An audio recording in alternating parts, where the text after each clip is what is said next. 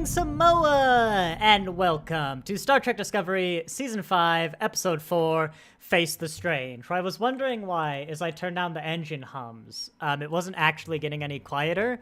Then I remembered I'm turning down the engine hums for you. I still hear them. It's always very distracting. I'm also getting intense Prodigy flashbacks, but we're going to get to that.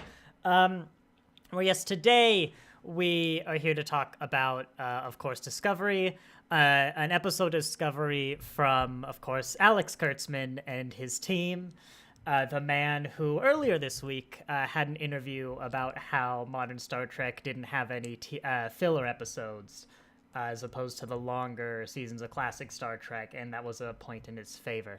Don't know why I felt the need to bring that up. But yeah, no, today, this is an episode. I've actually was on the Reddit briefly where, this seems to be really good. People are really in love with this. There's even some parts I saw, not gonna lie, I don't like Discovery, but that was a damned fine episode. Everyone seems to absolutely love this. In relation to what I've said, a lot of Discovery's themes, but I think the past two reviews, this is a review where I think the narrative is going to be a little more focused on the negative stuff, and it's really going to kind of detract from what was otherwise a very good, a good episode of Discovery, a solid episode. So I actually think this might be the first perfect reflection of my opinion on an episode of Discovery. This was a good episode, right? I wouldn't actually say it was great. That's a little weird for me. I'm like, no, I mean, it was good. I'm actually going to open with all the positives, this episode. But, yeah, similar to, what was it called? Time Amok, right? The Prodigy one. I hated Time Amok. Rightfully so. You're all wrong about it. But this one, it was just for a lot of it, the mechanics, like what was actually happening seemed like it was contradicting itself. I don't think there's an outright contradiction. I might be forgetting some early lines. But it took a long while to kind of work out. We'll get into that, I said. But, right? I want to preface that there. That's, I think, where we're going. I forgot to start recording. God dang it. But yeah, no, we'll start with the positives. Actually, no, let's start with the first thing, which is wrong button. Yeah, this is our one negative, and we'll do all the positives. This episode had an epilepsy warning. Well, I mean, it didn't, but I guess it didn't. But, it had an epilepsy warning. Warning about flashing lights. This kind of rubbed me the wrong way a bit. Like, don't get me wrong, if it is an epilepsy rips, yeah, that's good. That should actually absolutely be on the front. But especially as someone who sits down, like, literally an hour before I go live to watch these 15-minute episodes, I was like, this feels kind of like a dick move to have a epilepsy-inducing episode 4 parts into a season-long series. Like, it's technically, I guess you could skip this episode. Not that you'd know that if you have epilepsy, but it's like, if you're really engaged in this story, it's the final season, which admittedly they didn't know making it, and it's like, episode 4, and you sit down, and it suddenly pops up on the screen, if you watch this episode, you might die. Like, that just felt like a really dick move, and so they really absolutely needed the flashing lights. Like, the flashing lights had to be an integral part of the episode for this to make sense. Like, you couldn't make the episode without the flashing lights. I actually don't know what this warning is referring to. I think it's like the little time warpy effect that's not really flashy. I don't know. The point is, I feel like it's a dick move to have a potentially epilepsy-inducing episode in the middle of a season-long arc. That just felt like a dick move. And it's a little more excusable when it's a one-off episode, but it felt really weird here. Like, imagine if halfway through a TNG episode, it was just like, I don't know, you're not allowed to watch this one. But hey, let's get to the good bits. I think this sort of setup, let's actually flash ahead. Give me the 32nd century. Give it to me less blurry. Good enough. the setup of sort of like going back to previous episodes, especially for a season that is visually, I mean, in a lot of ways, but especially visually changed so clearly, so much, is a brilliant move for a final season. It feels a little odd having this as like episode 4. Of course, an effect that this is by complete accident. They didn't know this was the final season. It'd be kind of as if you had All Good Things is like episode 12 of season 7 of TNG. It's like this probably should have been like the penultimate episode. But no, I mean it's good. You know, it's a little more good if you actually have fond memories of these previous seasons. But no, I'm not going to take that away from the episode. And yeah, you know, it's a nice, fun, more lighthearted filler episode. Filler episodes, by the way, absolutely nothing wrong with them. They're often great. I just find it hilarious that Alex Kurtzman was talking about, like, yeah, 10 episodes of Star Trek means you don't have any filler. Every episode uses maximum potential. Alex Kurtzman, this was a filler episode. You can cut it and the plot doesn't change. You can cut it and, like, the two characters on screen right now might have a slightly different relation, but I imagine a good chunk of the audience wouldn't even notice. No, I'd find that hilarious. But yeah, it's a nice to have, you know, kind of the last season of Discovery. It's a good setup. It's a fun, just in general, episode. I mean, Voyager had Shattered, I think was the one where like the ship was split into a bunch of different timelines. And I think they had one where Seven went around with like the time police and did some stuff. I don't remember that episode nearly as well. Yeah, good setup, fan-pleasing, but importantly, it has narrative purpose. You know, it's a good way to show Rayner. Oh, and also to Rena. See, I remember their names. It's a good way to show Rayner the value of sort of this letting at least a little bit of connection and familiarity into the bridge, which, of course, I'm not against. I mean, every crew, like the least familial crew of any Star Trek is Deep Space Nine, and there's an episode where they play baseball together, you know?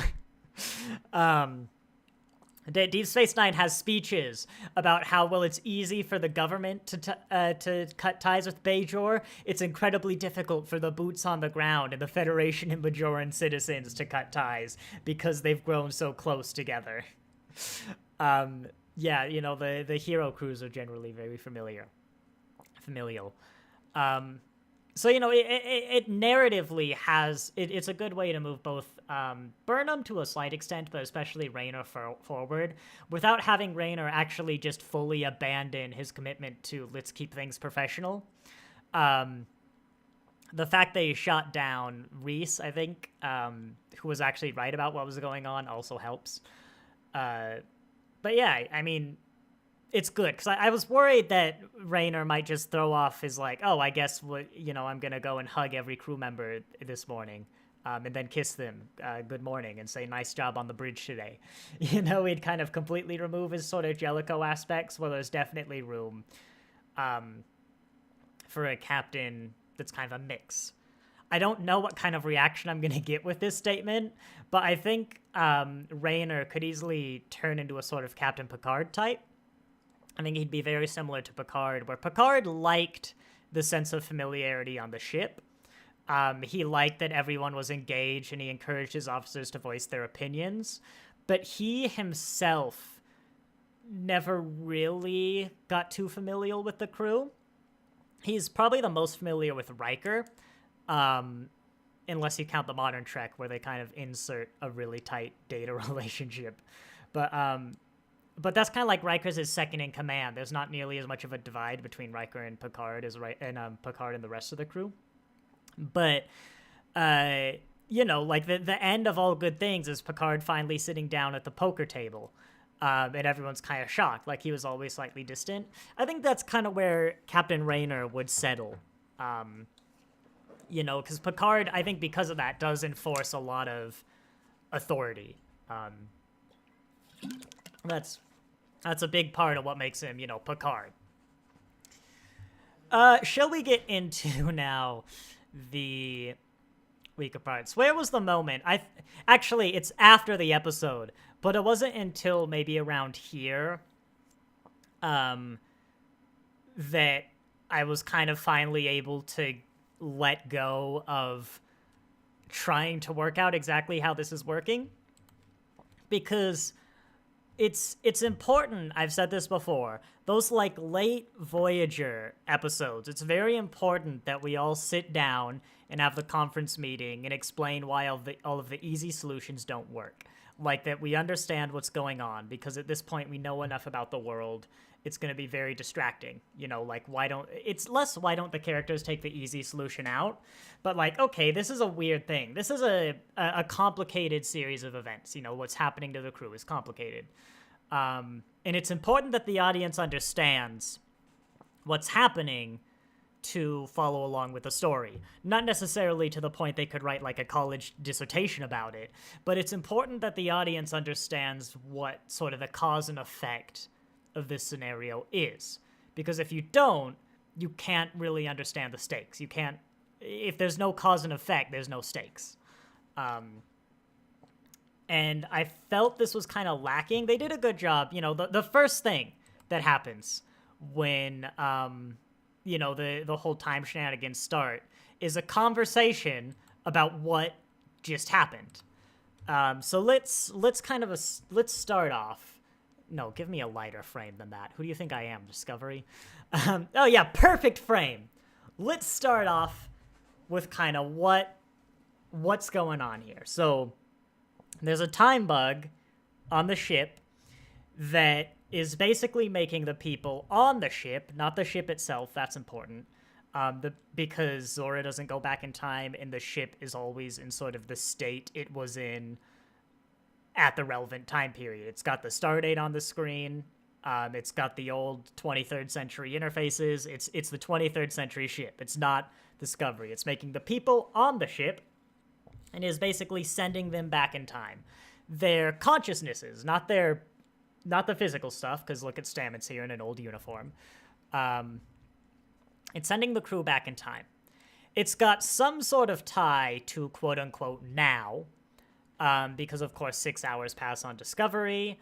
The whole point of this weapon is to like delay and trap a ship, and if like the events are all happening in the past with no tie to the present, then you haven't delayed the ship. You've just made everyone very bored for a long time. So that's what's happening. Burnham and Rayner are different because they were mid-transport when this happened. I'm on board here, right? They're actually physically... Are they... No, they are physically going back in time. We'll describe it without any contradictions for the time being. They are physically going back in time. Their uniforms were in transit, so they went too. I'm on board. We also know they're going back in time because there are like two versions of Burnham. There's Burnham in the Red Angel. There's Burnham at the end, of course. All that stuff.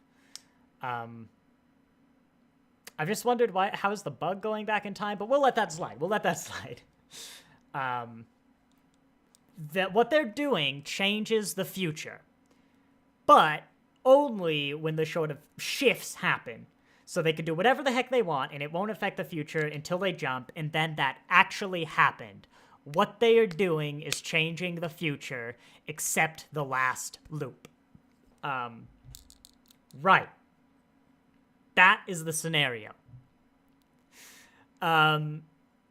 Interesting things about that. So, the crew's minds are basically, they're going back in time, and it seems like they're being inserted into wherever their past versions was. So basically, their consciousnesses are being inserted into the bodies of their past, but they think it's the past. I wonder where... So first question. Where does the crew from the past go? Where did their consciousness go? because the whole point is you're moving the crew. Like, the crew is going back in time. So there's presumably some way to save the old consciousness of the crew. It's a little weird. That's actually, this is step 2. I should have taken a step back. Because when they go to the future, where does the crew go? Like, Paul Stamets, who remembers everything that is, like, happening to the most updated version of himself, where does his mind go? Like, does he go into his decayed corpse somewhere? And is he then come alive and is like, oh my god, I'm dead? He doesn't bring this up, so I guess he just doesn't exist. And of course, none of the rest of the crew exists because they don't have a body to be put into, and they clearly don't die. So there's got to be some way to sort of store the crew's consciousness. That one's weird. I would honestly let this slide if it isn't a sort of touchstone for trying to figure out what else is happening. So now the weapon seems a little overcomplicated. Like, it doesn't actually need to send the crew to a time where they exist. So why is it doing so? But, you know, I'm going to assume that it's taking sort of the old crew's consciousness and just storing it for a bit. However, it's storing, you know, the crew, like, when they go to the future and they don't have a body to be put into. Yes, this is a very technical stream. Next question. They haven't changed anything about the future, which always bothers me. They checked a monitor and is like, nothing's changed. No, you don't know that. Like, maybe Stamets cut his hair after this. You don't know. Like, nothing on the macro scale changed. This is a nitpick. So from the perspective of Stamets in linear time, everything we saw except the last loop happened. So Stamets is interesting because his consciousness is going back in time, but actually remembering what happened in the future. And so he's changing what he did in the past. So either from the perspective of Stamets in linear time, he's going about his business, and then he suddenly blacks out for several minutes. We can actually figure out how long, probably like 6 hours divided by how many scenes we saw, give or take a few minutes. And then he's waking up somewhere completely different, usually engineering, all by his own. And everyone tells him that he just, like, evacuated engineering. He doesn't know what he does. And this happens regularly throughout his life. And that didn't affect him, apparently.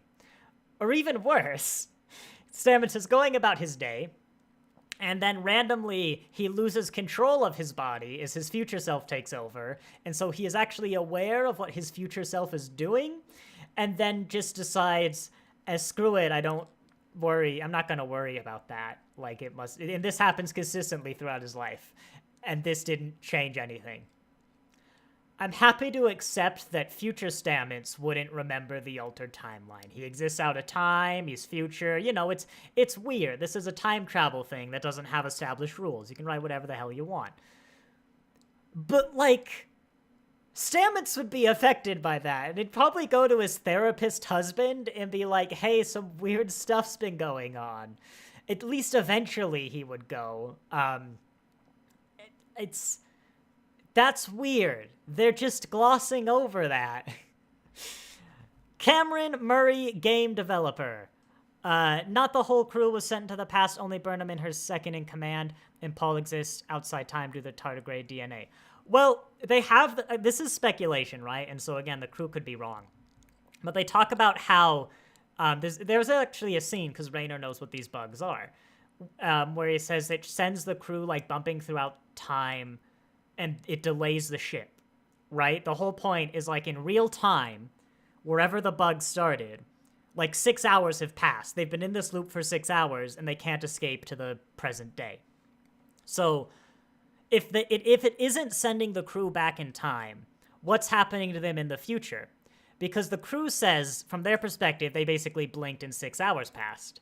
Because for them, in between those 6 hours, their consciousness was going back and forth through time, but they didn't know it. They always had the memories of whatever point in time they went to. So it's as if nothing changed. And if you aren't sending the crew's consciousness back in time normally, then why is the bug doing any time shenanigans? Like, you wouldn't need it. I'm pretty sure it's stated that they are actually sending everyone. It's just Burnham, Raynor, and Paul are the only ones who remember it. So yeah, next step. Nitpick, but it really annoys me how things that weren't in the original transporter, which is why Burnham, Raynor, and their uniforms can go back in time, like Reno's handkerchief, also go back in time. But I mean, this is a nitpick. Again, there are a lot bigger problems. It holds when in a time bubble, it's like they are frozen in time. Okay, so why are Burnham, Stamets, and Raynor jumping through time? Like, if all the time bug is doing is basically holding them still in, like, a little bubble, like, what was it, Cause and Effect from TNG, where, like, there's a bubble where time isn't moving, or it's moving very slowly, was TNG's episode. What's the point of the time jumps? What's causing that? That's just redundant. That doesn't need to be happening. I wonder if I could find, hang on, Star Trek Memory Alpha Time Bug. It has been a few days. Has anyone written an explanation? Crenum devices. I thought I heard that name. Bug-shaped devices that had a disruptive ability where it would freeze an item into a specific point in space from an observer's point of view. Okay. You're right. So it's Discovery's frozen in space from the observer's point of view. One was planted on Discovery, where it moved to engineering and activated. This caused the ship to be stuck and paralyzed in time. Okay. Why the time jumps? Like, this just seems overcomplicated, and it opens an avenue for failure. Why not just freeze time? Now I actually don't understand what's going on. I thought I knew what was going on. There were just a lot of odd repercussions that aren't addressed. Now I actually don't know what's going on. Was it just weird transporter effect? Because if it was, why is Paul going through time?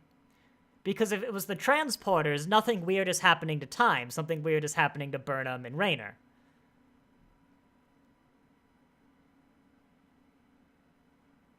I think this might be a case where we're given two explanations that are in slight conflict. Because Burnham tried to transport so she was not affected by the time effect. Yeah, I'm fine with the transporter thing happening. Paul does not get affected by time, so it would have no effect on him. It's almost like he can see all versions of time. But what's causing... So, okay, like, weird thing, transporter and the bug interact in a weird way, and so Burnham and Raynor are shot through time because reasons. I can accept that. Little lazy, I can accept that, though.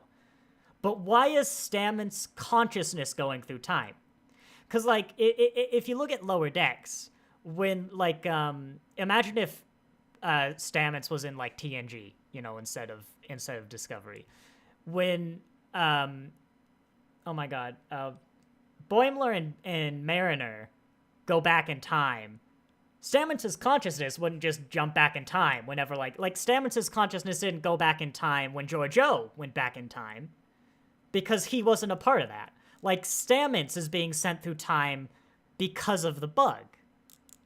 Horrible Abrams discovery writing aside, i.e. lack of explanation. No, David C., there was explanation. They're just glossing over some of the effects. I don't think they're contradicting. I'm not going to say they're contradicting. And if they were, I've forgotten why. But yeah, I think the explanation didn't really land here for the... at least this time travel episode felt a tiny bit more traditional Berman Trek. Oh yeah, this is a very... I could see this in any... other Star Trek, except Enterprise. Enterprise would struggle, but the tardigrade DLA allows them to see and shifts the time. I know that. I understand that. But what Cameron is saying, what Memory Alpha is saying, is that the bug isn't shifting anything through time. It's just creating a bubble where time isn't moving. I think they're wrong on that, or the episode gave two explanations that are in direct conflict. Bear in mind, of course, this Memory Alpha page is like 3 days old.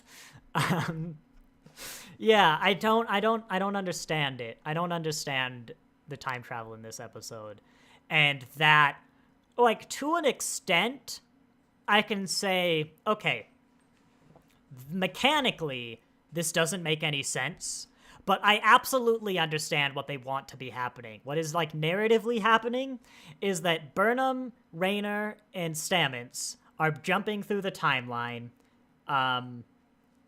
Like, every time they jump, their changes are saved, and that affects the future.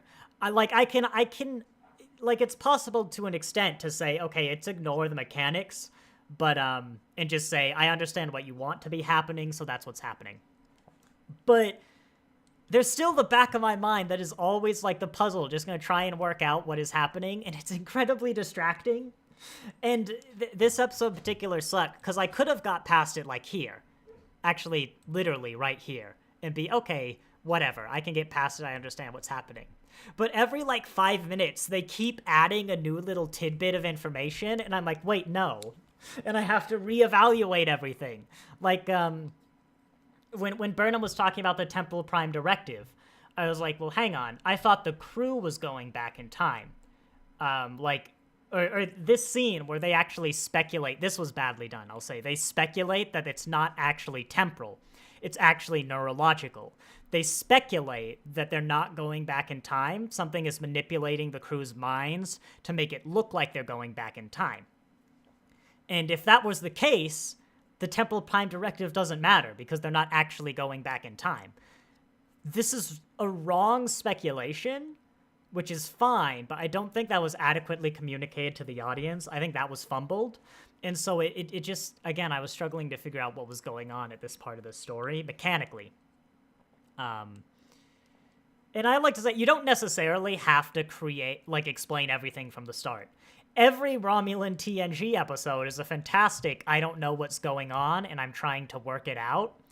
But even if you do that, because I think part of this, there's an element of, like, what exactly is going on that's supposed to be part of the mystery. Not a huge part of the episode, but a part of the episode. But even when you do that, you need to establish that sort of cause and effect. Like, what actually are the consequences of what's going on? Like, you don't have to tell me the why. You don't necessarily have to tell me the how. You don't have to tell me the why or the how. I need to know the what. Like, is the kind of key part when you handle those mysteries, and I don't think this was handled very well in this otherwise good episode. Remember, it's not the first time Paul notices changes in timeline, like back in season when Discovery was blown up many times, Paul was able to move around and remember those changes. Yes, because Harry Mudd was actually turning back the time of, I guess, the universe, or just, like, an area around the ship. He was actually moving everybody back in time, and that's why Paul remembered. If all that was happening was that Discovery was placed in a bubble where time didn't move, I think what Paul would experience was a horrifying reality where he and the universe around him are absolutely frozen for 6 hours and he can't do anything about it. He's conscious, but immobile. And that's a terrifying hell. Yeah. And the whole point was to show that Michael had grown and restricted in becoming a captain, and her old self, not the correct one, was to show how she matured. I mean, I think Michael has grown, but when she said, and I am still stubborn, just in different ways, I went, no, you are still stubborn in the same ways, just it doesn't come up as often, was kind of, like, there's also more on top of that now, you know? Yeah, I don't know. I will say I'm not going to get as much hate as I did for Time Amok. Which is it's hopefully the Prodigy episode, because TOS was a muck time, right? The Prodigy Time Amok episode is an absolute mess that doesn't make sense on every episode, and it's bad, and you're all wrong about it. I'm sorry. You just are. I know how to keep my audience happy, right? Like, this is what all streamers do. They just attack the opinions of their audience. No, I hope we can have fun. Not grown enough, lol. Yeah. It's unfortunate that the actor who plays Michael is so excellent in the role, but is at the same time saddled with such a poorly written, semi-unlikable character. I mean, for me, the fact that it doesn't really come up as much really helps the character of Michael Burnham, you know? Like, yeah, I don't know. I'm more favorable on these later Discovery seasons than I know my core audience is. But I think we absolutely agree. I don't think she's grown as much as the show thinks she has. But also, no, you know what? We're ranting. Let's go back to season 2. I don't even think that season 1, rather. I don't think she started the Klingon War. Like, because so much of her arc is built on bad stuff. Like, she didn't start the Klingon War. Is the audience, we know this is objective fact. The opening scene of season 1 is the Klingons talking about how they have explicitly gone to that star system to start a war with the Federation. The crew of the Shinzo has enough information to know that Burnham didn't start the war. They even speculate that the Klingons are probably here to start a war. They know, they have enough to reasonably conclude it's not Burnham's fault. And the Federation has enough context to know. Like, this is admittedly part of the narrative, but she is just a scapegoat for them. And Michael Burnham personally has enough context to know she didn't start the war, but everybody for 2 whole goddamn seasons is talking about how Michael Burnham started the war, and it pisses me off, and this is why I can't watch the first 2 seasons. There we go, we're done now. Remember how I said that the sort of trying to figure out what was going on was going to distract us from an otherwise good episode? This is what I meant. Cameron, it's like he can do more than negative the network, which makes me wonder, can Paul time travel within the network like a traveler from TNG? I don't think so. Or if he has that ability, he certainly hasn't started to utilize it. She lit the match that caused the fire of the Klingon War. I mean, she accidentally, mind you, here being the key word, wait, no, the Torchbearer came out to attack her. I'll die on this hill. Come back in like 10 years when we get to season 1 of TNG. Michael Burnham didn't start the Klingon War. And we as the audience, is objective fact she didn't start the Klingon War. Whether or not everyone but the Klingons knows this, that can be up for debate. But I think objectively, she did not start the Klingon War. She started the Klingon War as much as Archduke Franz Ferdinand started World War I.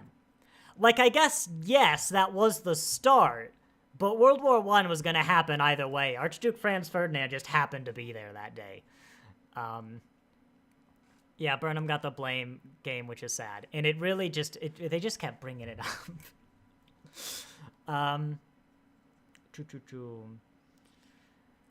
Shall we start the scene by scene? I have a feeling, like a lot of Discovery, this won't be the longest stream ever. I don't think I have a lot to say. I will say this bothered me at the start, and I realized afterwards. Burnham calls Raynor to the wedding room, the ready room, and so they both beam to the ready room from the bridge. I love this scene this moment for a few reasons. First off, I've read online that some people have kind of hand-waved how the badge teleportation works by saying a double tap of the badge basically sends you to some preset home destination. So when people beam away, they're probably going to engineering or their quarters or something. Hilarious, because Burnham and Raynor absolutely do not have the bridge as their home, and we've seen people double tap to go to many places, and I always find it hilarious when writers hand wave away an explanation that directly contradicts with the show that they themselves are writing. I always find that funny. This isn't even a complaint because what the writers said isn't in the show. I just find it hilarious. But also, the Ready Room, I am pretty darn sure is literally directly off the bridge. And they beam there just instead of walking there. And of course, the reason they beam there is because they have to beam out of the Ready Room later, and it would be weird if they walked in but beamed out. We'll get to that beam out, but I've seen some more chat messages come in. No accident, she ignored orders. Not when she killed the torchbearer. She was on like a scouting mission. I will admit my season 1 is hazy, because why would I watch it again? But I either appease everyone or appease no one with my stance of Discovery. Because 1 and 2, I'm very much the I hate Discovery in every way except the racist and sexist ways. And with New Discovery, I'm actually pretty on board with it and will defend it a lot. So I either please everyone or everyone hates me. Did a flyby, not to land, touched the artifact, which... when comms went down, she went on her own detective. She ignored her captain orders. I mean, I can't really count any of that without watching the first episode again. But I will stand by that objectively, she did not start the war, even if people think she did. Just because, again, like the opening scene of Discovery is literally the Klingons talking about how they're here to start a war with the Federation and all their grievances against the Federation that have absolutely nothing to do with Michael Burnham, who they don't even know yet. Yeah, I'm thinking Paul has not reached his full ability because his focus on the spore drive, but there's a possibility. He has the ability to time travel as well. I guess he kind of does. He just needs the ship to do it. Have we ever time traveled because of the spore drive, actually? I can't remember. Someone in chat, does the mycelial network theoretically let you travel through time?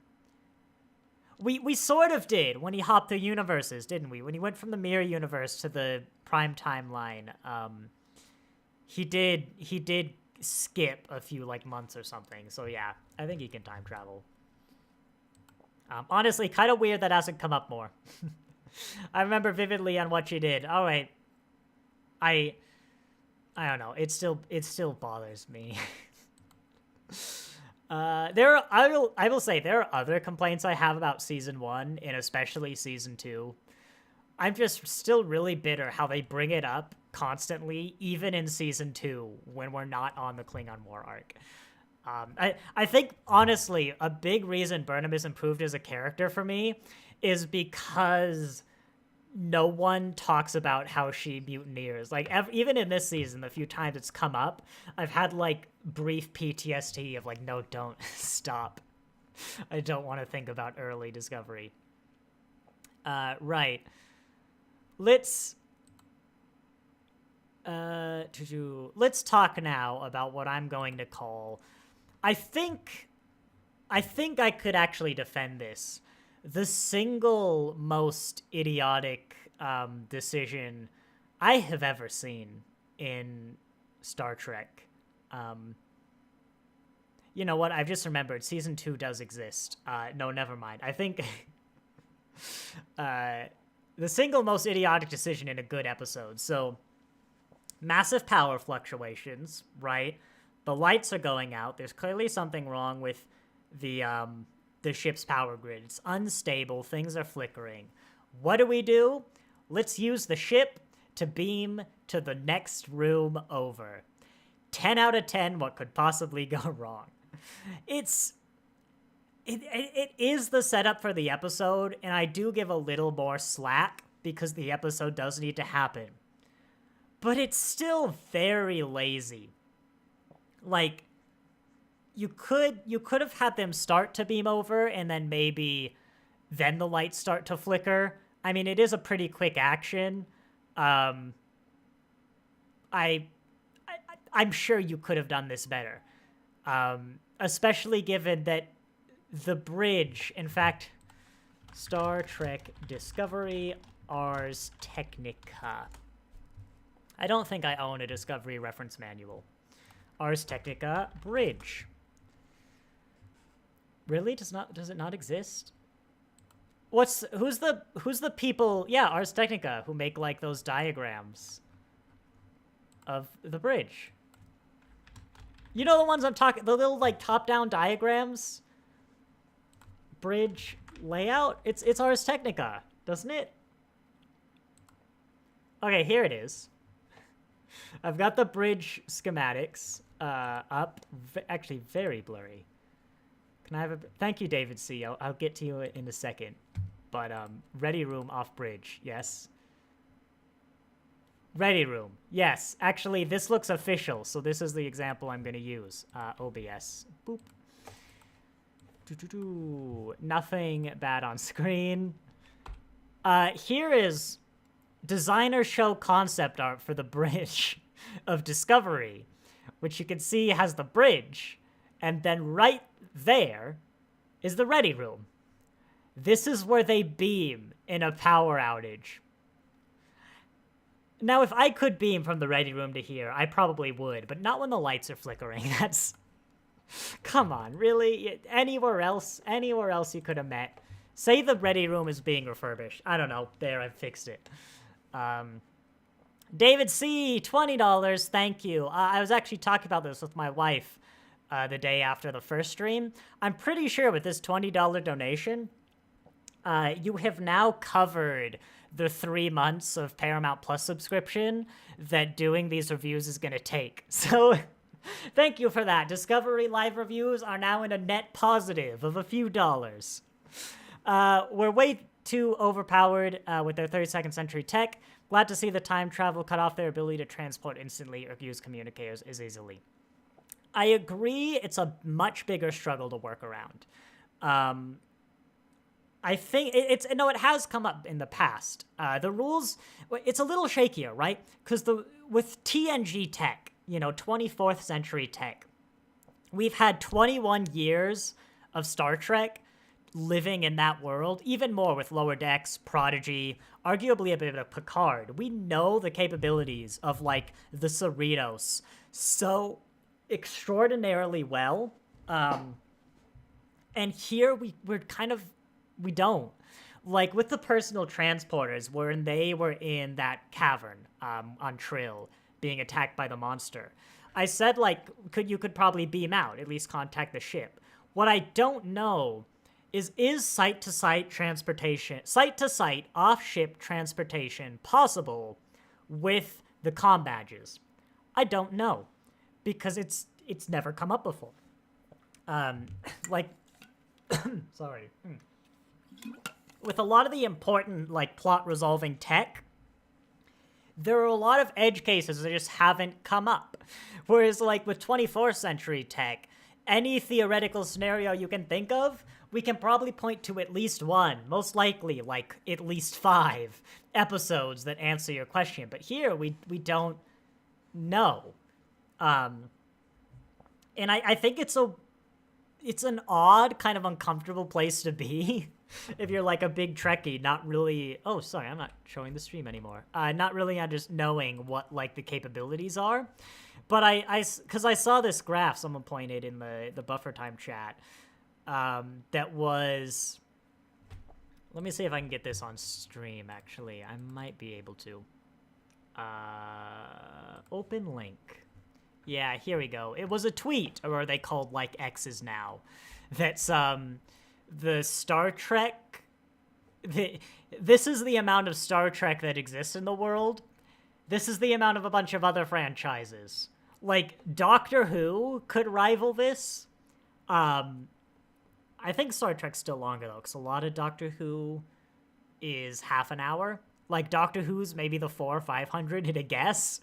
But, right now, we're working down here at, like, MCU, or even, like, James Bond levels of this is how much we know about the universe, and we're so used to this. It's not inherently bad, but I do think as a writer's, it's a double-edged sword. Like, as a writer, you have more freedom to restrict what's capable. You don't have to do the Voyager thing of spending, like, 2 minutes explaining why all the easiest solutions from previous episodes won't work. But you also have to be careful to establish why this new technology can't work, where it's very obvious, or not where it's obvious, where it's like, if it does work, this personal transporter would resolve our problem, but you have to tell me it doesn't work, because otherwise it's going to be on my mind. And David C., I'm also very glad your donation specifically highlighted that their tech is overpowered compared to previous eras, because we're going to get to that at the end of the stream. Moving forward, I actually kind of like that, I don't think it's this frame, but that Discovery was clearly built in San Francisco, because it's a bit dumb. No, it's very dumb that, the Discovery or, like, the J.J. Abrams Enterprise are built on Earth, because I was gonna say, I don't think those ships can leave planet. Actually, we have seen them crash and leave planet multiple times. It's dumb that you would pilot a starship that massive just outside of San Francisco, unless maybe Cape Canaveral is actually like a 10-minute drive out of Florida. But out of Jackson?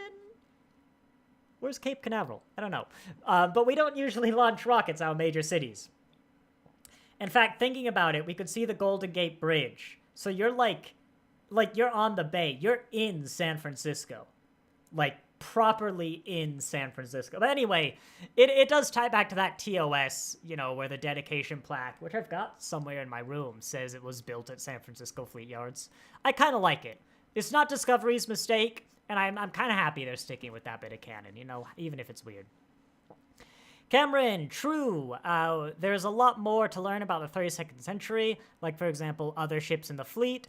I read an interview that for Academy, they're actually struggling to come up with, like, ships for Academy, because it's 32nd century. I'm like, why? You have such gorgeous ships already. Just use those. You have my favorite design aesthetic ever. Why is this hard?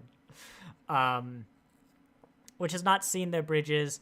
I like the Discovery, but also these new ships. Yeah, well, actually, detach cells are a great example. I like them because I can accept that basically they work and are worth the cost. But a lot of people are frustrated that they don't have an explanation, and to them it seems like it won't work. It's too risky, and they're not willing to just make that leap of faith. It's too big for them. Yeah. Just VK, welcome to the stream. Howdy, I think it's why it's hard for Star Trek to break through and be more mainstream, because there is so much content and most people like to know all the backstories. I would disagree, actually, that I think the sort of stereotypical Trekkie, where I could tell you, like, how important the dilithium matrix is for sustaining a stable warp matrix. God, I fumbled that sentence. That's weird.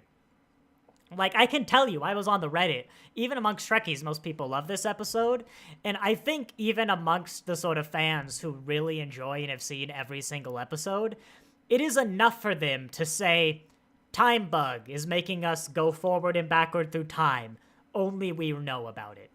That is enough for, I would say, even amongst, like, Trekkie, like, a conservative 80% of people. That's good enough. I'm also a big Doctor Who fan, as you probably know. And that it's even stronger there. Like, the prevailing opinion there, which, of course, I'm against. I am still a Trekkie at heart. Is it's Doctor Who, it doesn't matter, the canon changes from episode to episode. Like, most people aren't going to care. And I think most people would actually be put off if, like, you showed someone an episode of Voyager, and it starts with, even though it's, like, these scenes are generally, like, a minute, like, 2 tops, about here's why the transporters and the shuttlecraft and, like, the yada, yada, yada don't work. That can be off-putting. That can be kind of alienating, I think. I think for the mainstream appeal, it's actually good to go to an area where we don't know a lot about the technology. And you can just say, like, yeah, it's not going to work. Because I think for mainstream appeal, these big conversations are bad. But I don't think it's so black and white that you can say, well, you can't have the meetings. Like, Star Trek has produced 900 hours with the meetings, But I know for me personally, that's a big thing. When I get into something, like, I want to watch it all. The only reason I started Doctor Who with the Ninth Doctor is because I didn't know about 1 through 8 as a kid. Like, yeah, there's a reason my wife is still on the first Doctor.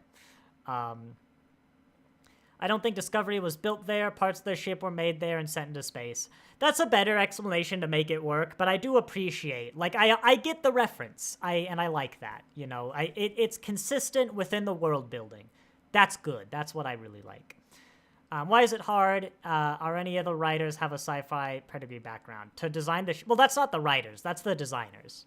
I guess they're just struggling to make it really futuristic.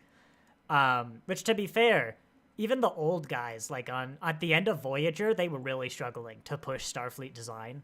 I've read interviews from, like, the Eagle Moss magazines where they talk about maybe even Andrew Probert, but I don't want to for a fact say that, like, yeah, Andrew Probert said this was a problem for him. But when they're designing, like, the Equinox and the Protostar, like, you know, very late 24th century, they're kind of, like, out of ideas. The quote I remember from whoever it was you can really only push the saucer body nacelle shape so many ways. And they were really struggling to come up with new ways to make Starfleet design interesting, which is why I do actually agree that really late stuff, like the Protostar, aren't really... I don't rank them too highly. They're fine, but I think it's that sort of staleness, and they're trying to... I don't know, like... but I think that's what's happening. I just find it weird it's so quickly, and, like, you have this... like, I don't even think you need a lot of new ships. I adore the ships you have already. Yeah, like how Discovery pulls in its warp nacelles before jumping to warp, but not sure if other ships do the same way. Certainly not all of them, because some nacelles just straight up do not connect to the ships. I know, I have the models. But yeah, that's the one I always like to cite, is, well, when they go to warp, they're not going to fall off, because they do attach. I start Doctor Who with the 12th Doctor, then I start Watch Doctors before I'm to find out who is the Doctor. Okay, I will say, right, as much as I say I'm a sucker for the right order, I have conceded and am allowing my wife to watch the 15th Doctor. Okay, I say allowing, I want to watch it with them. It's the new stuff. It's like, it's season 1, you know. So even in Doctor Who, I've conceded and gone, right, I'm not going to wait 30 years for this. Yeah, and I've conceded with my brother. I've got my brother as well, because I want to talk about Doctor Who with people. So I've got a lot of people on the 15th Doctor bandwagon. I actually found out, is another point. Doctor Who had those 3 David Tennant specials, which I'm not going to stick too much on this because we're in Star Trek world after all. Brought back David Tennant, the 10th Doctor, so, you know, a lot of people who had stopped watching like 10 years ago would come back. And I've been reading, people are posting reviews, people who are fans are posting reviews of people they watch with who aren't fans, like kids or parents or spouses. And the 3 specials, I've only seen the first 2 have reviews, but the first 2 were generally people really liked it. The fan criticism is like, it's fine, it's got some problem, it's not the best, it's a fine episode of Doctor Who that weirdly fumbles on some trans and gender stuff, especially for the writer. And episode 2 is like one of the best episodes of Doctor Who of all time. For the not fans, a lot of them really didn't seem to like Doctor Who, or the second one. But some of the kids did. But a lot of the reviews were kind of negative or very meh. In the second episode, the special touches briefly, it's like basically a scene, but on what happened through like the 10, 15 years between the 10th Doctor and now. And I think that's probably part of it.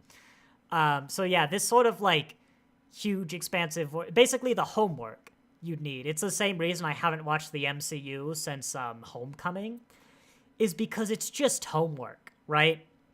Even if the MCU releases a great movie tomorrow that I would love to watch, I'm not going to, because of all the homework I would need, or else I feel I'm missing out. I remember we were never super big on the MCU, but I think we'd seen basically all of the ones that are before the first Avengers, and the first Avengers. Then we'd seen some sporadic ones, not a whole lot, like maybe 2 or 3 of Phase 2.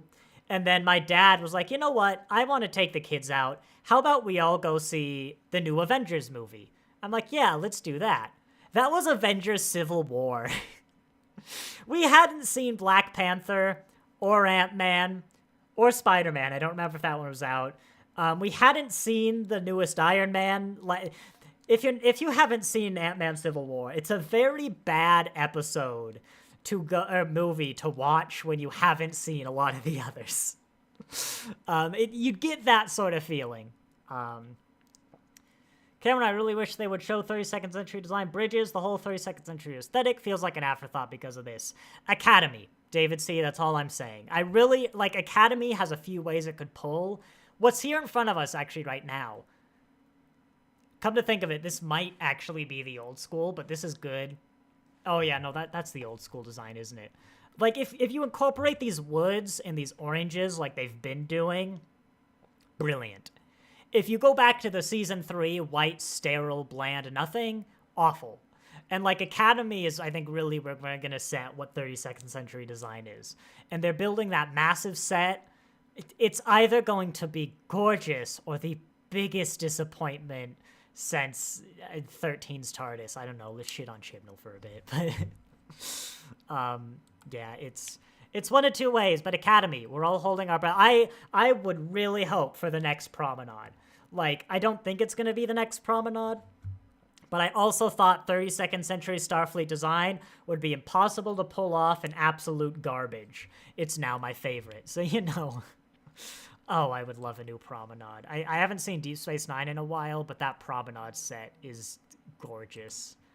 I think, I'm just going to say it, I think that Promenade set is probably the best set in Star Trek. It's almost unfair to compare it, but like the whole Promenade of Deep Space Nine is one set. Brilliant.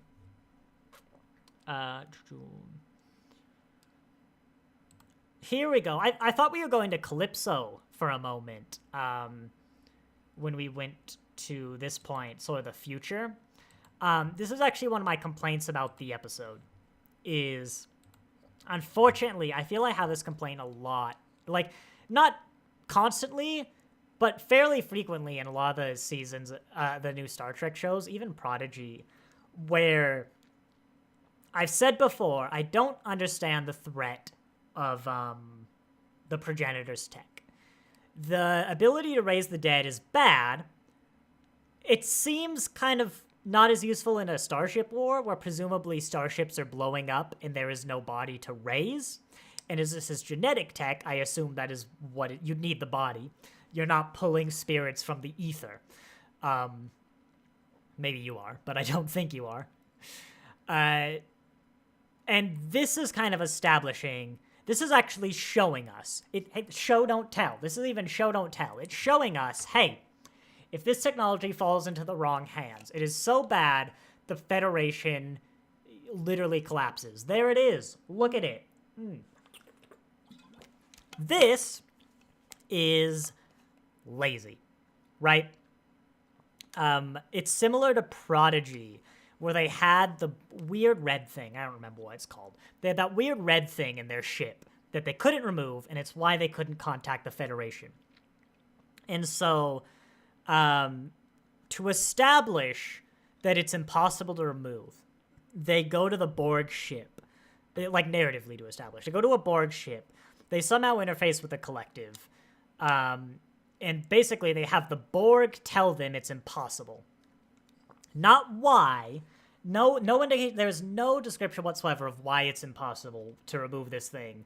There is some, like, in the show generally, why they can't just pick it up and throw it out the ship. To be fair, it's not explained at all. But the Borg say it's impossible. That's the end of the discussion. The Borg are supposed to be treated as an all-knowing, and they say it's impossible, so it is.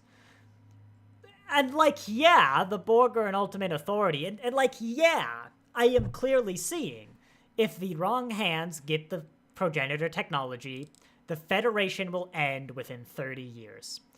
Actually, pretty much instantly, because Zora said decades ago. So, like, within 1 to 10 years, the Federation will end if the Breen get this technology. But I still don't understand why. I just have to accept as like, oh, yeah, I guess you're right. You know, like, narratively, it's sort of the equivalent if the middle of the episode, like, the heavens opened up and, like, God came down from pearly stairs and said, Michael Burnham, I am God. If this technology falls into the wrong hands, Earth will explode. Well, yeah, you are God. You would know.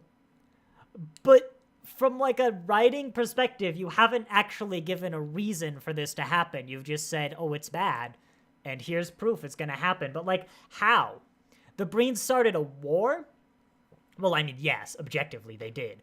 But why does the genetic technology of literally any kind, why does any level of genetic technology the precursors could have enable the Bream to defeat the Federation?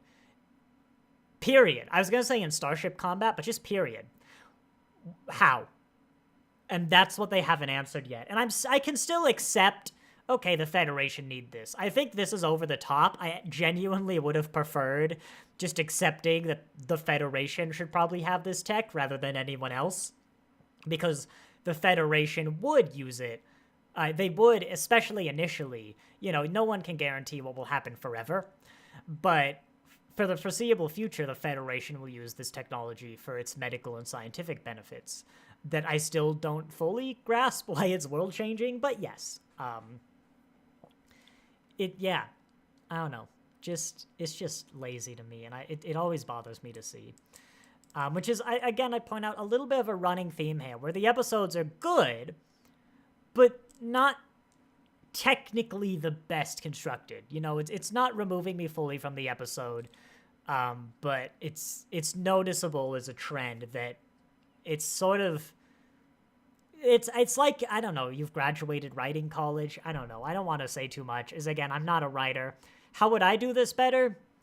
I don't know. I probably wouldn't have picked the progenitors, or I would have just said the progenitors, being a race so advanced, you know, they literally were capable of colonizing the entire galaxy, something no other known race is capable of. Especially individually, they did it. But like, they presumably have other tech that is far more interesting than their genetic tech. That's how I would have written it, but, you know, I can accept it. It's just annoying. TrustVK, I'm curious to see what makes progenitor tech different from the Genesis project, because Spock got reborn with the latter. Well, you see, TrustVK, that's an interesting point, because I would imagine this progenitor's tech is slower. Wait, hang on, no, you're right. I just clocked the point of your question. The Genesis device brought Spock back to life. To be fair, it also kind of, like, screwed up his memory, and he's very clearly a different person from that point in his life onward. Like, that was a big deal. Like, at movies 4, 5, and 6 Spock are very different from Spock from before. But yeah, I brought up before that the Federation has many ways of bringing people back to life. Like, 2 members of this cast have come back from the dead, and that's just what I can remember. Not to mention Picard. Alton Soong kind of created immortality. Data's done it like 3 or 4 times. Not to mention Lauren before and Lal by extension. But none of them are repeatable was the problem. Like, yeah, just, I don't know. I don't remember how Colbert came back to life. Just put everyone in the mycelial network when they die. Like, that's not going to work.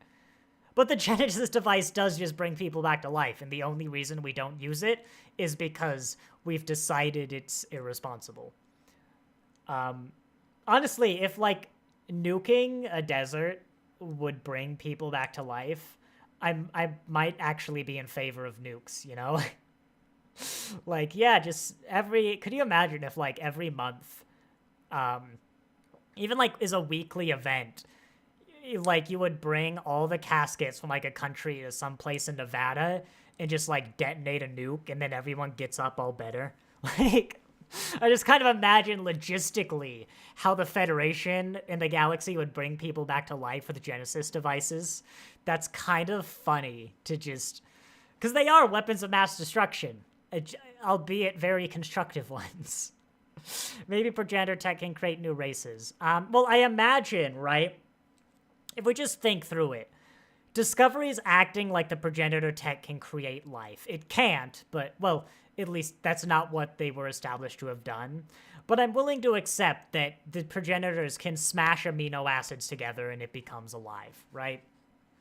That's perfect. I mean, life happened somehow, you know. That means it's possible. But presumably they have the ability to edit DNA so perfectly and then construct that DNA through whatever mechanism that they could design whatever life they wanted. Whatever biological life they wanted, they could make it.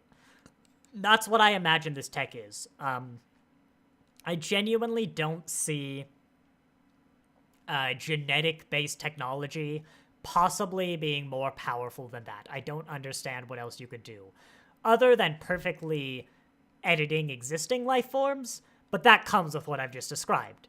I have literally given them the most powerful possible genetic-based tech, which is what we're working with, or at least what it's been established we're working with, possible. And it doesn't seem particularly interesting. That's kind of my problem. But with that technology, you could design an entire planet's ecosystem. It'd be difficult, mind you, but you could do it. And then you would have the means to build life that would very quickly seed in this planet and evolve into what you designed. It's beyond slower than the Genesis device, which I have just remembered. It didn't work, did it? The Genesis device, the Genesis planet exploded. I forgot about that part, to be fair.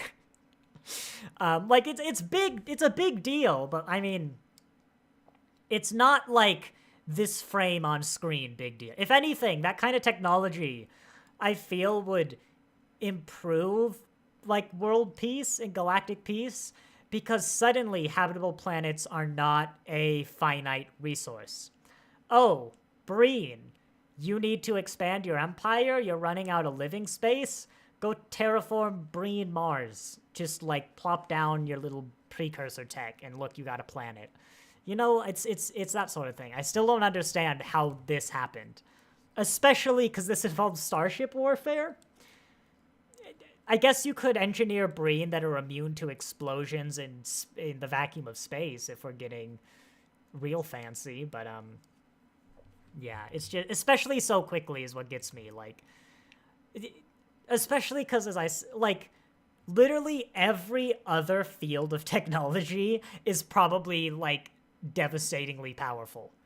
It's kind of like the idea of if you give a radio, like a CD radio player, to, like, the earliest 20th century, you could extrapolate so much technology like that, from that you could take over the world. Kind of like that level. But genetic tech is like genetic tech.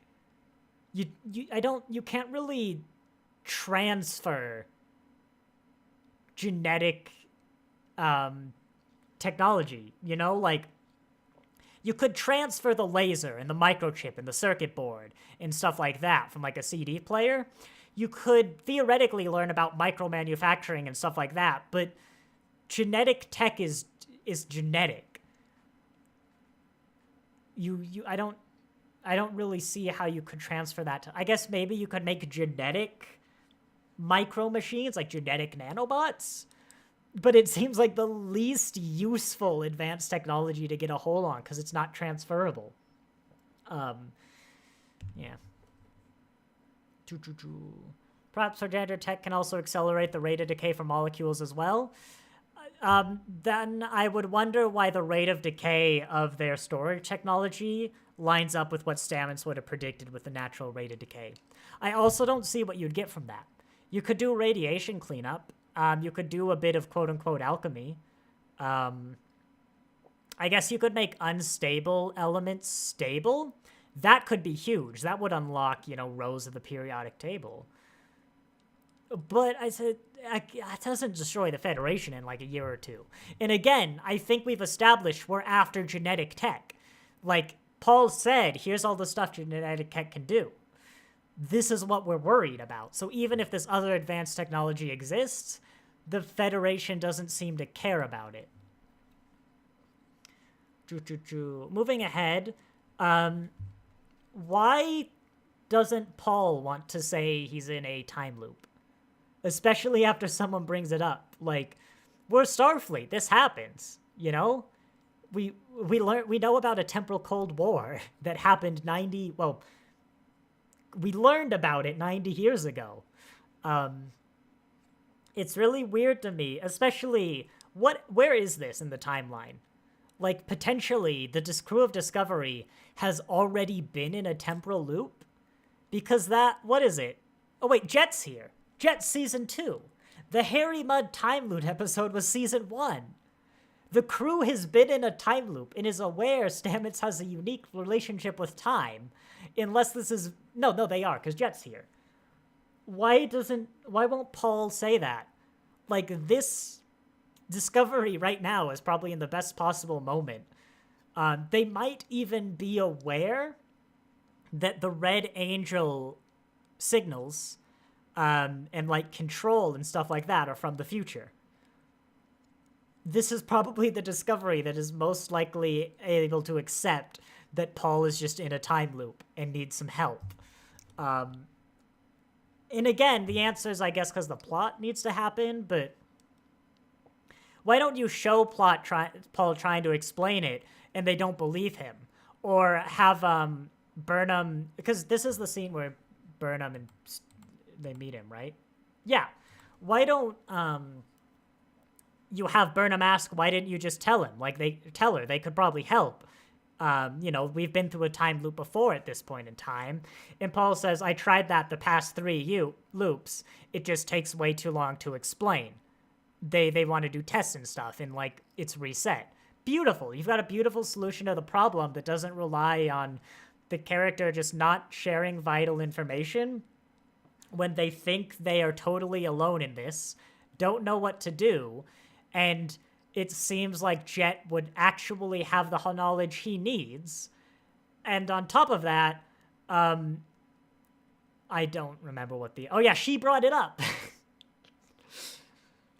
There's a lot of weird technical things that are in the back of my mind that are really distracting from what is otherwise a good, enjoyable episode. There you go. If you wanted my review, you could have left after that. It also okay, let's get into this other point. Strange New Worlds takes place a few years after this episode. I mean, is in, like, this scene right here, and, season 1 of Discovery, the blue uniform Discovery. When Boimler and Mariner step onto the bridge of the Enterprise, they go, "You're from the future, dude. Look at that uniform. Look at your communication badge. What the hell's that technology?" We'll come back to that. Like, everything about you're from the future.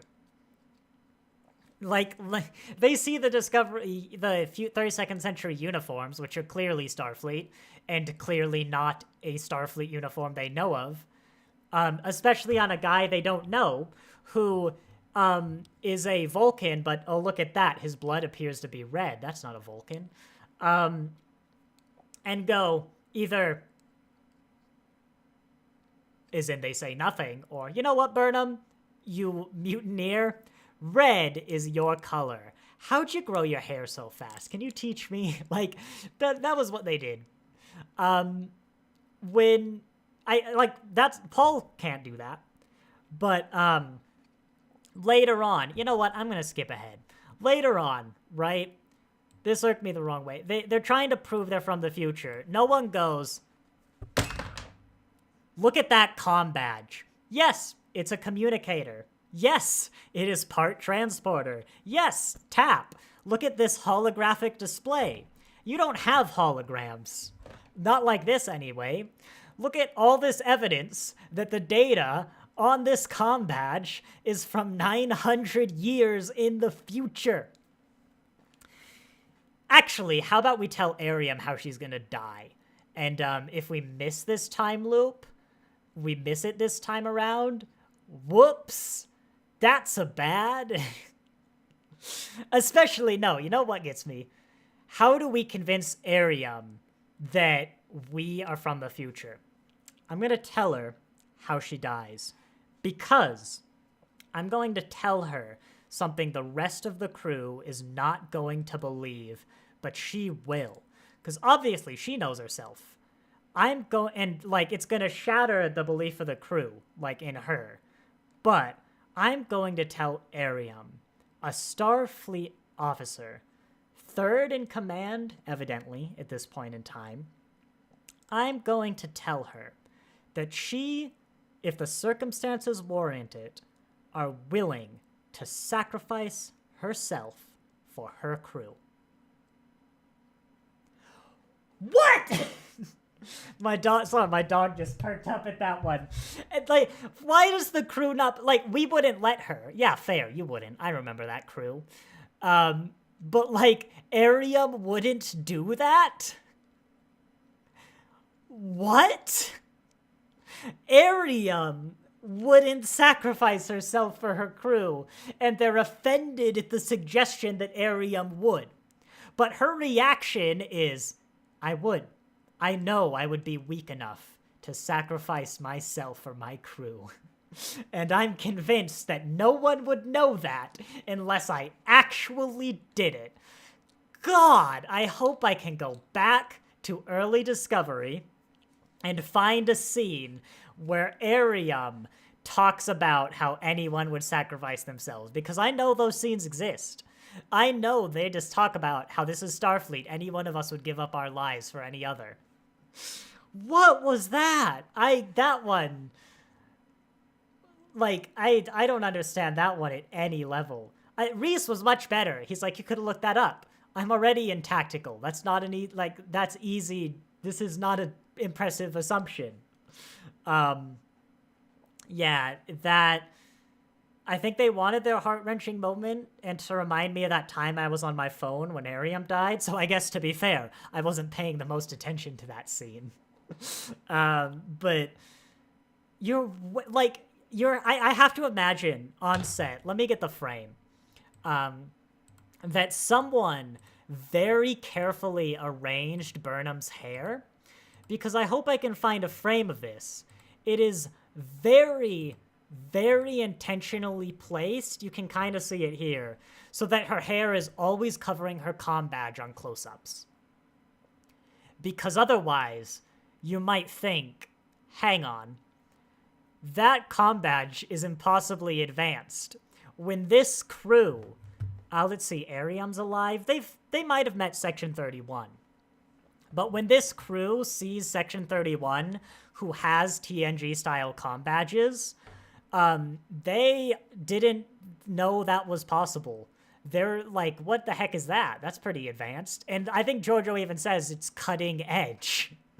When Pike and that crew see Boimler and Mariner's comm badges, they're like, you can have a communicator as a badge?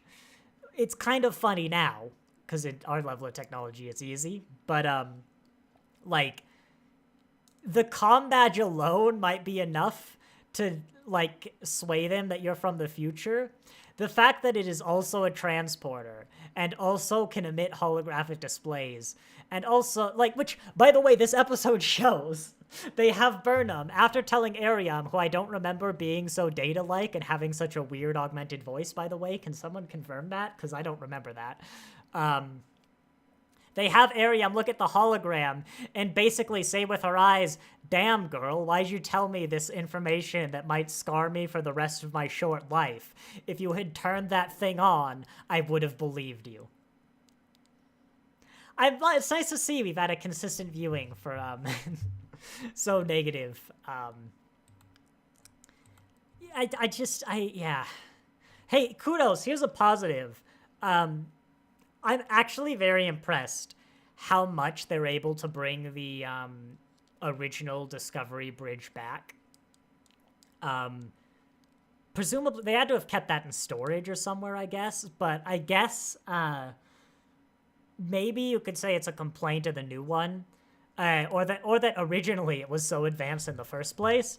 But I was surprised. Like, could you really? Oh yeah, there's the scene. Could you really just do that? Like, just swap it out that easy?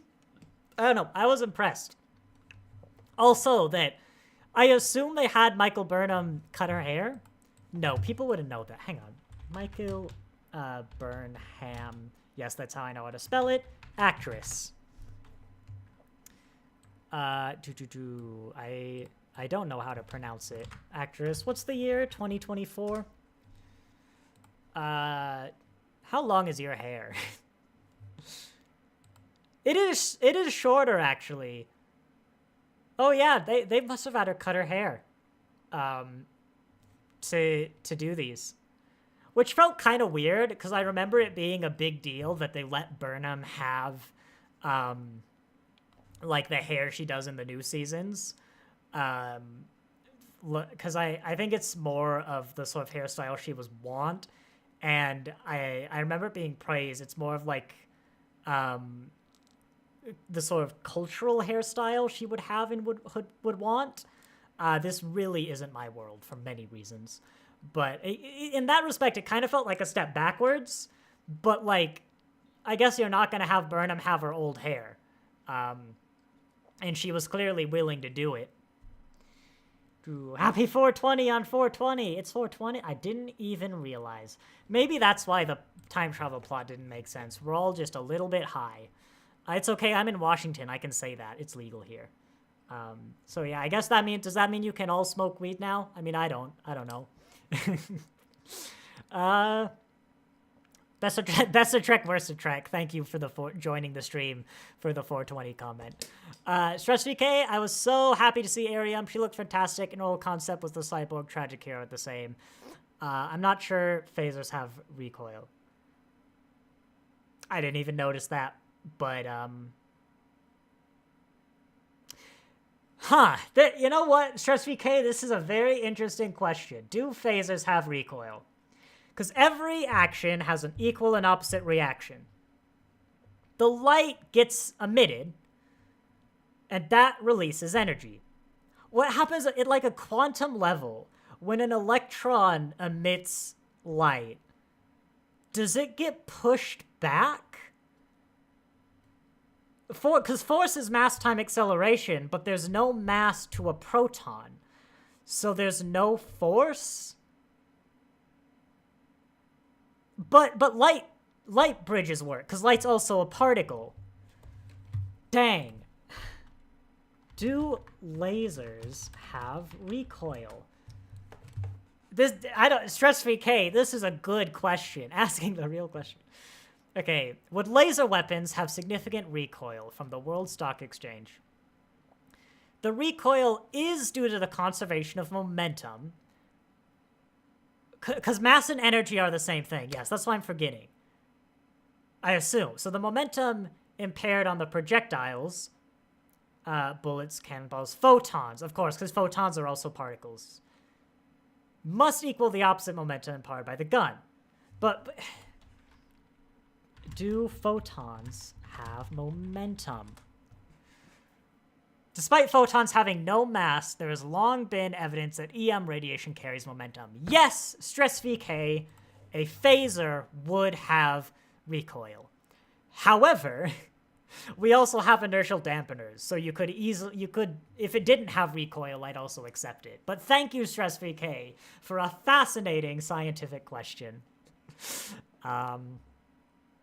Her current hairstyle is short. She has been wearing a massive... Oh, weave extensions. All right, then. Fair enough. No phaser weapons don't have recoil. They're not kinetic energy. Well, Carlos, it looks like some random form guy and a quick Google would disagree. No, I mean, it's such a little detail because you really could have it go either way with, like, the fictional weapons. But I genuinely found that a fascinating, fascinating question, Stress VK. I hope we've all learned a little bit. Light's just weird, isn't it? You know, it's a wave, it's a particle. It's just weird. I tell you that, though, every time I watch Star Trek, I'm going to be looking to see if the phasers... Like, early on, they didn't, because you can't move when you do the laser effect. I wonder what the acting direction is. Like, why do you act that, the recoil? Like, was there actually a discussion where someone went, do phasers have recoil? And they just did what I did? Huh. Now, how much recoil does a phaser have? God, I don't know. But at least we answered a question, you know. There's Reese. Congratulations, Reese. I'm learning your name. Oh, yeah, sorry, Ariam. Yeah, as I mentioned before, God, I don't like seasons 1 and 2 of Discovery. I don't think any of the characters are good except Saru, who's not actively bad, except for the times where his plot is happening, then he is. That's my opinion. Saru was always the best. Actually, Pike was the best, but Saru was always the best. Not because he was good, but because he wasn't actively bad. Early on, right? There's a big thing. And so, yeah, Ariam, I didn't like how advanced they were. They took way too long to establish she was alien tech. And even then, I don't think the Federation should have that kind of tech in its borders at that point in time. I didn't like her, and as I said, I was on my phone when she died. I'm not ashamed to admit I was on my phone. I was on my phone for a lot of season 2, especially. By the way, haven't been on my phone this season since the weird stuff I talked about in like episode 2. Tilly rocks in season 1.2 and 2. You know, I guess that's a point. I don't remember my first impressions on Tilly, but I know I wasn't part of the Tilly anti-fan club. I doubt I liked her, because I didn't like anybody. But, yeah, you know what? There's a point. Tilly I don't think I hated Tilly. It's a little hazy, though. Going back to Enterprise since Archer, whoa, where were we there? The firefights never showed recoil. TOS, no recoil next year. Yeah, I mean, it's a continuity error, but at the same time, I'm okay to accept this is a different phaser than, like, all the others. It just has recoil for reasons. Maybe it's the turny thing. You know how it does this little rotate thing? Maybe for some reason, because of that, you couldn't put the anti-recoil thing in. I mean, if it bothers you, fair, because, especially from Enterprise to TOS, like, the fact that you had it there, it's a, you know, they didn't have recoil, and it seems an inherent disadvantage to have recoil. I'm just like, I don't know. It's not physically impossible. Did Tilly download Ariam's memory? Oh, she couldn't, so couldn't they recreate her with programmable matter? Stress VK? Do what the show wants you to do and not remember that. Did she? Wait, because, like, well, they were making Gray's body. Did no one go, should we bring Ariam back? You could have literally asked her. You could have said, Ariam, you die. But, not because you're not going to remember this. In the future, we have the ability to bring you back. Do you want that? Unless we're saying that the Discovery crew also forgot, which, dang, you know? I was also surprised to see her actress, because her actress, who went on to play Nelson, isn't in this season. Deceased, Spore Drive, Ops, Widowed. No, she didn't. There's no scene about it. Okay, I'm just going to briefly check the end of Memory Alpha. Actually, I'm going to Google memory. Not Google. I'm going to search for the word memory. I think you might be thinking of the scenes where she downloads her own memory. Ariam decides at the end of the day, like, what memories to keep and not. Yeah, she has to choose each individual memory. Prior to her away mission on the Section 31 base and subsequent death, she uploaded the majority of her personal memories to Discovery's database. Her body was retrieved by the crew who held a funeral. Yada yada. In Arium systems, Tilly found a file of the dead. Oh! Yes, I remember this. Arium did upload her memory, and the crew watch it is like in a video form. I don't think you could reconstruct Arium from that. I think you could put that body in a that memories in a synthetic, but Arium didn't upload her personality or kind of what makes her her. She uploaded literally her memories. Is like what she saw first person. So no, I don't think you could recreate Arium. Yeah, no, I'm remembering this. That was her diary. If it was her diary, Carlos, go update Memory Alpha. I don't know. I'm just looking at Memory Alpha. Dude, but I remember kind of the scenes now. Impressive. It must not have been an interesting thing on my phone that morning. Look at it. No, here we go. This is what I like. This is what I want from 32nd Century. The color and like the tone, the intensity of these uniforms look beautiful with this, not bright, but not dark. Everything, a lot of things have these like white highlights, which help the lighting. The lighting of the rooms are kind of orange, but there's still a lot of blue. It's a very much, it's like Thanksgiving, Christmas evening. You're in the living room with like the family, kind of winding down. You know, everyone's gonna leave in a few hours. There's a fire going. There's a very cozy, homely, 32nd Century. This is what I want from Academy. If you build a promenade out of this, I think Academy and me are gonna get along fine in terms of set design. But we still see, especially in Federation HQ, which to be fair, pre-existing set, the clinical white, not super Star Trek. It's like the Protostar. I've mentioned not my favorite ship. Kind of controversial. But the bridge of the Protostar, Star Trek not Protostar, sorry, Prometheus. The bridge of the Prometheus. Let's add the word bridge to that Google search. Here we go. It's actually better than I remember. It's very plain. Narratively, it has a purpose because the ship is mostly automated. But it's just kind of boring. It's not generic future. It's Star Trek.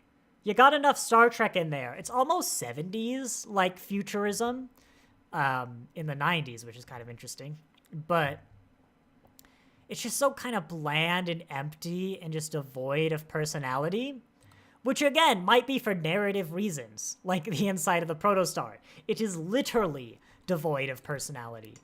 See, this is a bit better, but this is, that's the Enterprise F, actually. No wonder it's a bit better.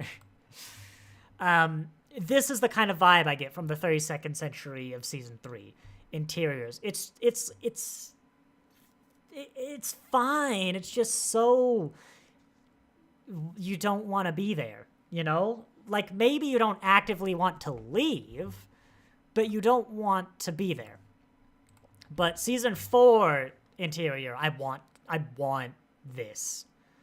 It might be the era of interior I'd want to live in the most. I'd have to really think about that, but it's the most homely, certainly. Like, as much as, you know, the 24th century feels like a home, this 32nd century feels homely. And it's brilliant. And it just makes the uniforms work so much better than in the darker light. Or even the super bright light, necessarily, where they still look good. But, yeah, I think I'm wrapping up here. I didn't catch... Was this as much Zenkethi as we were going to get? Like, were they just going to pop into Zenkethi space and leave? I hope... I mean, there's a mystery. Like, the ship showed up and then just disappeared. I think it can cloak, but let's ignore that fact. Like, there's presumably some sort of weird thing with this area space. Maybe a wormhole, maybe some sort of a space out of dimension, dimensional doorway. I don't know. But it'd be weird if, like, this was the Zinkethi we get. Like, it's probably just a fun name drop we look too much into. But it'd be weird if the clue... Like, I don't want the clue to have just been floating here and it's never brought up again. Like, the clue was here. Or the path to the next clue. Yeah. But we'll see. That's all future stuff. I'm not going to assume the worst. This was a pleasant stream. People seem to agree with me, which was really weird on the sort of mechanical stuff going on, that it doesn't make sense, or at the very least wasn't communicated very well. I was not expecting that. I seem to be the sole voice of dissent here, much like Amok Time. No, Time Amok. We've got too many episodes like that. But yeah, I will start wrapping things up. Tomorrow, Caden and I will be doing our Doctor Who watch-along. We got the Gas Mask Kid one. That'll be good. Stephen Moffat, two-parter. We'll do both parts. That's a good episode of Doctor Who. It's season 1. They're all good, but that's a good episode. Yeah, next episode. What is it? Oh, I always like to do this. Star Trek Discovery Season 5 Memory Alpha. It is... Mirrors! Oh, yeah, there's some weird, like, alternate version of this space somewhere. Yeah. One of the episodes is Lagrange Point. That's an interesting name. Lagrange Point. Trisbigay, I feel like Ariam's personality is little more than that diary her limited memory capacity can hold. There's a difference between, like, memory and personality, though. And, like, I guess, like, in theory, if you got her soul, her like, cumulative experiences of her entire life in her totality, theoretically, you could turn that into a recreation. But I think Ariam remembers things more in video form. Like, I don't think it's as clean. Yeah, I just don't think it's as clean. But, you know, if they did decide to make Ariam from that, I'm not going to throw a fit. I'm going to be like, yeah, fine. I just think this is the reason they're not doing it. Laters, Carlos. I will say thank you all very much for watching. And I'll see you next time. Oops, I didn't have the end stream prepared. My voice couldn't hold the time as long as it usually could. So it kind of faltered. I'll see you next time.